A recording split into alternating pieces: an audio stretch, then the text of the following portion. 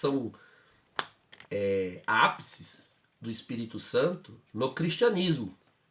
Houve também um avivamento, a gente tem pouco acesso a isso no Brasil, né? Em cenário de Brasil, o Brasil é um país cristão de cenário católico e evangélico. Sim. Mas também houve nesse período um boom no Oriente, no cristianismo copta, no cristianismo antioqueno, bizantino, nesse período, porque logo após a queda da União Soviética, ali 92, 93, então a Igreja Ortodoxa, que vinha profundamente perseguida pelo regime soviético comunista, ela pôde finalmente florescer. Houve um florescer do cristianismo ortodoxo no Oriente, também de 95 em diante. Olha. Então houve um avivamento geral nessa segunda metade dos anos 90 em diante.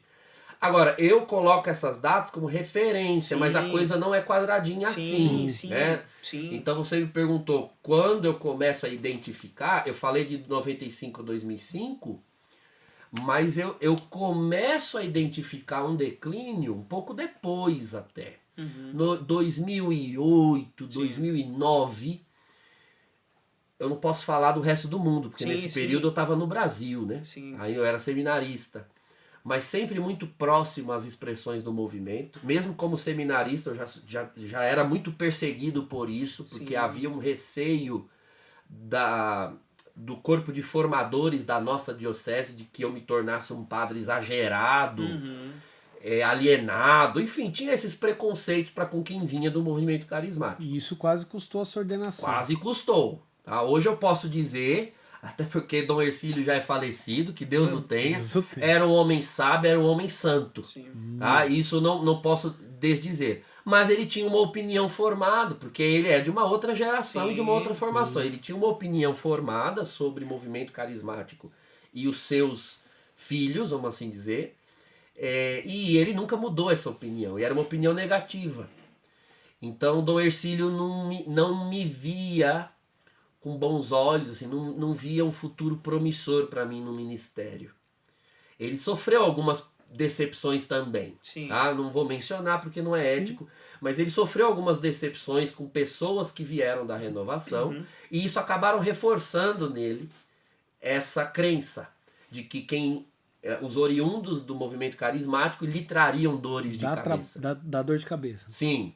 É claro que antes dele falecer, eu já tinha anos de padre, né? Ele faleceu, nós estávamos nos Estados Unidos, foi em 2019 ou 18, se eu não me engano. Acho que 18.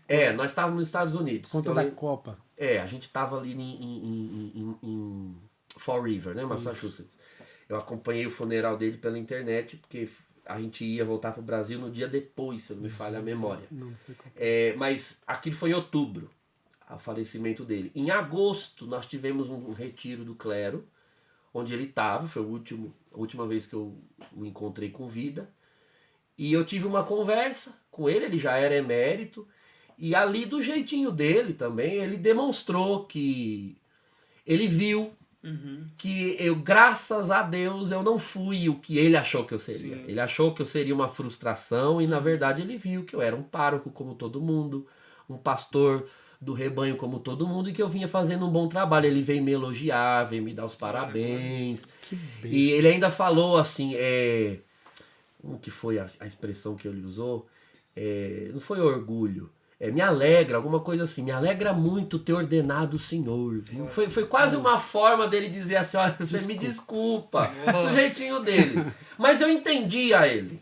Tá? Eu tentei o máximo ser empático nesse aspecto. Ele, como bispo, tinha a missão da prudência e do zelo. Né? E a gente volta também, padre, naquela questão da perseguição que gerou mais fogo ainda. Isso. Não, hoje eu vejo o amor de Deus. Talvez o senhor é um padre ainda mais fervoroso, porque te custou muito para ser padre, né, pai?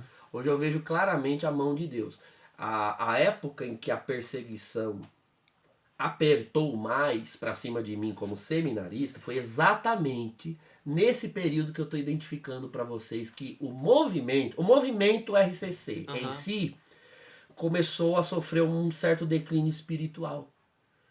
talvez não, com certeza, se Deus não tivesse feito algum movimento para me apartar um pouco mais do movimento, eu tivesse declinado junto com ele. Nossa.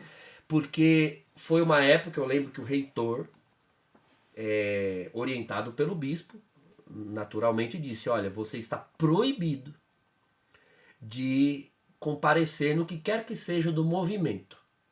Esses cenáculos, congressos, enfim, eu não podia ser visto mais publicamente nos eventos que o movimento promovia na diocese e nas regiões. Então isso me forçou na época, para manter a minha espiritualidade viva, me forçou na época a um padrão de espiritualidade que eu mantenho até hoje. Amigos próximos com quem eu possa contar. Sim. E nós orávamos ou nas nossas casas, ou no monte, ou fazíamos vigília. Então sempre a coisa das catacumbas, da clandestinidade. E então a RCC seguiu o rumo dela. Talvez um pouco nesse declínio. Ela se fortaleceu muito estruturalmente e acabou perdendo no aspecto espiritual. O próprio Papa falou isso, né, Deixa eu padre? O Papa Francisco constatou isso.